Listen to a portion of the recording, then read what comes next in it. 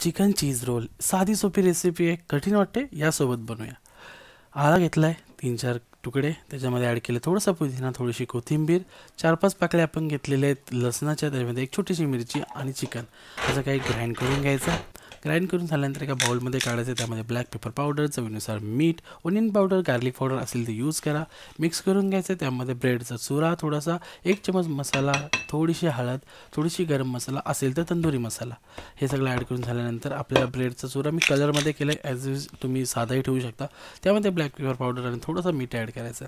त्यानंतर रोल करायला आपण चिकन घेतलं, त्याच्यामध्ये तो पूर्ण चीज घेतला. चीज पण ॲडिशनली तुम्ही घ्या, नाही तर नका, तुमची मर्जी. रोल करून घ्यायचे. रोल करून झाल्यानंतर अंडा फेटवायचा, अंड्यामध्ये डीप करायचं, त्यानंतर ब्रेडच्या चुऱ्यामध्ये डीप करायचे. अशा प्रकारे रोल तयार. आता मी पॅन घेतला आहे, पॅनमध्ये डीप फ्राय नाही करते, पॅनमध्ये तेल टाकलं आणि एक बाजू आपण 3 मिनटं शिजवणार आहे. त्याच्यानंतर पलटी करून दुसरी बाजू आपण 3 मिनटं शिजवणार. अशा प्रकारे तयार होतील चिकन चीज रोल. खायला एक नंबर लागतात. ही डिश मी एकदा मुस्लिम समाजामध्ये गेलेलो लग्नासाठी, तिथे मी खाल्लं होतं आणि त्याच्यानंतर मला ही रेसिपी समजली. एकदम क्रेझी आहे, मजेदार आहे. तुम्ही नक्की ट्राय करून बघा आणि मला कमेंट करून सांगा कशी होती. Let's go Golu Molu.